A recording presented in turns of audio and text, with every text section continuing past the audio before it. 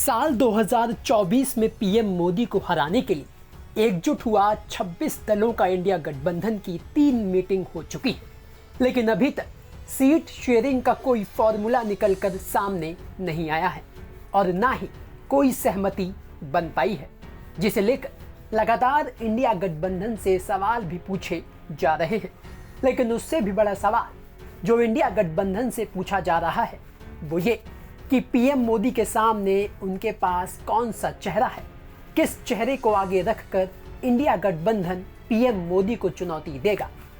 हालांकि चेहरे के सवाल पर इंडिया गठबंधन के कई बड़े नेता ये कह चुके हैं कि हमारे पास एक नहीं बल्कि कई चेहरे हैं, लेकिन बीते कई दिनों से सियासी गलियारों में बिहार के सीएम नीतीश कुमार का नाम इंडिया गठबंधन की तरफ से पीएम पद की उम्मीदवारी के लिए उछाला जा रहा है, जिस पर जब दिल्ली के सीएम अरविंद केजरीवाल से सवाल किया गया तो सुनिए उन्होंने क्या कहा। अलायंस को लेकर इसलिए भी सवाल उठ रहा है कि अब पटना से ये मांग आ रही है कि इस बार प्रधानमंत्री बिहार से होना चाहिए, आरजेडी की तरफ से ये मांग आ रही है। आप लोगों ने तय अभी नहीं किया है इंडिया अलायंस में, लेकिन अलग अलग जगह से इस तरह की मांग आ रही है। देखिए, हमारा तो हमेशा एक ही स्टैंड रहता है कि हमें ऐसी व्यवस्था तैयार करनी है कि इस देश के 140 करोड़ लोग एक एक आदमी फील करे कि वो प्रधानमंत्री है।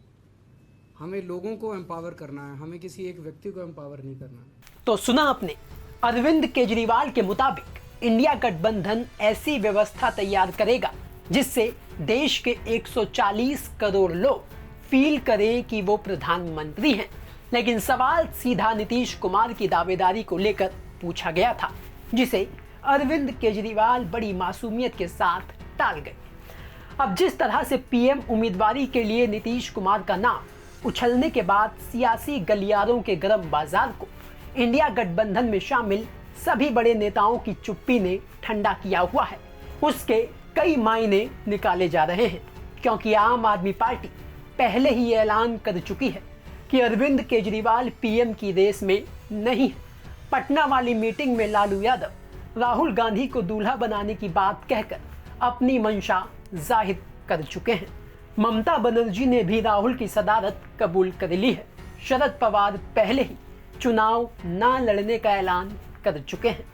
ऐसे में नीतीश की पीएम उम्मीदवारी पर इंडिया गठबंधन के बड़े नेताओं की चुप्पी का ये मतलब निकाला जाए कि भले ही इंडिया गठबंधन ने पीएम उम्मीदवारी के नाम का ऐलान ना किया हो, लेकिन पीएम बनने के लिए जो फॉर्मूला गठबंधन सरकारों में अपनाया जाता रहा है वो ये कि जिस पार्टी की सबसे ज्यादा सीटें होंगी उसका पीएम होगा। अब इंडिया गठबंधन में सबसे बड़ी पार्टी कांग्रेस है जो सबसे ज्यादा सीटों पर लड़ेगी, तो जाहिर सी बात है इंडिया गठबंधन में शामिल सभी पार्टियों के मुकाबले ज्यादा सीटें जीतेगी भी। तो क्या यही वजह है कि नीतीश कुमार की दावेदारी पर उन्हें इंडिया के किसी बड़े नेता का साथ अब तक नहीं मिला है? अरविंद केजरीवाल का भी नहीं, जिन्हें नीतीश ने ही इंडिया में शामिल कराने में बड़ी भूमिका निभाई है। ब्यूरो रिपोर्ट, दिल्ली तक।